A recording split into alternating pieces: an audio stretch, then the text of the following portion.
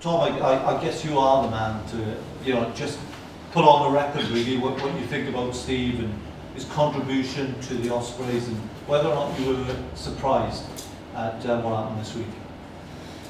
Yeah, it was a bit of a bombshell dropped, for a lot of us on Monday, and I suppose from both a business and a personal point of view, obviously it's disappointing to see someone like Steve going.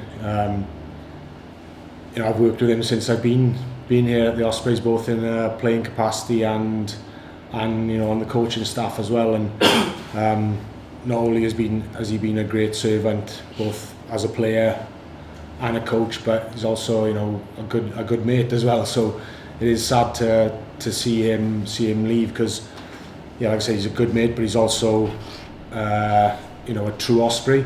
I think the way he's performed his duties both as a player and a coach, he's given everything for the club. Does it make you wonder, Tom, about coaching and whether perhaps it is the career for you? It seems a little bit of a precarious career, or do you take the view that it's professional sport and just get on with it? That's professional sport, comes with highs and lows, both as a player and a coach, and that's part and parcel of the professional game, unfortunately. You get good times and you get bad, and I suppose you've got to take the rough with the smooth. So what can you tell us about which players, Tom, can we be excited about and look forward to seeing over the next couple of weeks in your squad? It's a similar type of group that we've had the past two Anglo-Welsh games, and also through the BIC, the British and Irish matches as well. So there are guys who've, I thought, stepped up really well from that British and Irish a couple of blocks that we had at the start of the year into Anglo-Welsh. People like Will Jones, has gone on to get his Pro 14 and European experience. So he'll be involved, and we'll be looking for him to replicate those performances. Morgan Morris has also been showing up and did really well in the last two Anglo-Welsh games as well. In the back line, you've got Luke Price is going to captain the side, and he's been leading really well through those British and Irish Cup games. And people like Kai Evans, potentially getting his getting a start and showing what he's got to offer as well. With Kai, how far can he go in the game, and what are his strengths? He's got bags of potential. He obviously comes from good stock, but he's got the stature to play in the professional game. The game's getting more and more physical, and he's definitely got the frame to build on that. But he's got an exceptional passing game, and he has got a really long peg. He can boot the ball a mile, so he's definitely got potential to go far in the game. Do you see him as a full-back or number 10? I don't think there's any reason to rule him out of either. I think at the moment he probably sees himself more as a 10, but comfortable, and has played for us at 15 as well over the last couple of fixtures we've had as a sort of academy group. So he's growing in that position, and who knows in the future whether that becomes his position. But I think at the moment maybe his strongest position is at 10. That's not to say he's not good at 15 either. And as a former back rower yourself, could you say a few words about the qualities of Will Jones, who, as you mentioned, has sort of made it through into the senior setup this year? Yeah, he's been given an opportunity over the last couple of weeks. I think building on performances that he's shown through the Anglo-Welsh. Again, so it's a great sort of breeding ground for our young players. Contact area is definitely one of his strengths. Comes with a judo background, and some of his physical attributes and his technical attributes in that area, definitely help him. He's a competitive animal, and he's definitely one that maybe punches above his weight. You look at him in stature, and you may think that he's not the most physical of guys, but he does well when it comes to the contact area and in those physical battles, as as he's shown. Has he got the potential, you know, a year or two down the line perhaps to be knocking on the door of the Wales setup? Who knows? I think for Will at the moment it's just knuckling down and working hard to, you know, he's had a taste of senior involvement with the Ospreys, and I think it's just for him to knuckle down and keep working hard at, you know, proving himself in that environment first, you know, before he looks further afield. Definitely not going to, you know, why put a limit on anyone, you know, on anyone, but I think, you know, definitely he should just concentrate on, you know, stamping, you know, his mark on the Ospreys at the moment. And what do you expect of Gloucester? Look, Kingsholm's a great place to go and play, and we've said that to the young group. You know, we said it's a really exciting challenge for them to go up there Friday night, and you know, the atmosphere there will be great. You know, it's something that you should get excited for as a rugby player.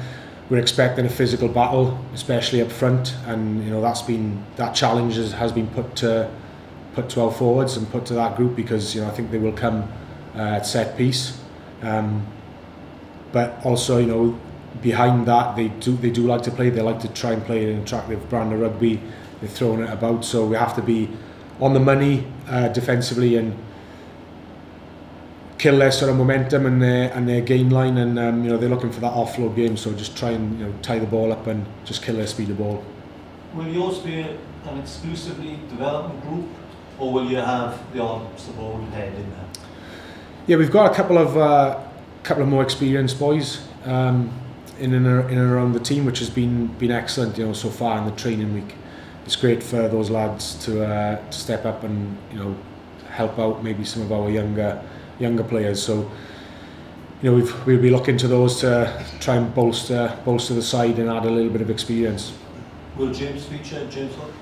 Yeah, he's been in and around the group and he's been excellent. Obviously, he knows firsthand what it's like to play there, and he's led. You know, he's led, you know, really well, led by example Monday and Tuesday, and spoken really well about the group, about what it's like to go to Kingsholm, you know, and what it's like to play there, and hopefully, obviously, come away with a W. And he's still showing a lot of enthusiasm, even though it's largely a development game. He's still got that enthusiasm. Oh yeah, you know, the way he's spoken this week has been great. He's been energetic around the pitch. It's nice to see. I think he's taken that sort of leadership role on, and he's sort of flourishing in it. So yeah, it'd be good to see him sort of get back on the park and hopefully get back to some of his best rugby. Brilliant. Will what's happened in the last week give you extra motivation Friday? You know, as a challenge, for the coaching group. Obviously, I've been in positions as a player where we've lost coaches in the past, and you know, for us now is to try and get the players back on track and not let what's happened. Obviously, you know, it's a big thing within the Ospreys, and it's not just to sort of brush it aside. You know, we've got to make sure that we sort of get our work done this week, and you know, the best way to sort of, you know, pay suppose respect to Steve is to go out and put a performance in on Friday that, you know, is largely a lot of the work which he's done over the last couple of years. So you know, the challenge for us is just to make sure the boys are focused, take the news, you know, on the chin, and go and perform on Friday night. So I think Steve leaving means that there's only one Welsh coach now, Di Young, in charge of a club or region in any of Europe's top leagues. As one of the up and coming young Welsh coaches, how do you reflect on it? Bit of a hard question to answer. You know, obviously, you know, we want to keep Welsh players in Wales, and I think that's similarly with coaches. I think the more Welsh people we can keep in the Welsh game, you know, the better for it. You know, we're a passionate country that loves our rugby, and I think, you know, we have to retain an element of, you know, homegrown talent, both on the pitch playing, but also backroom staff as well. Case in point, you know, look at our academy staff at the moment that are running the Anglo-Welsh now this week.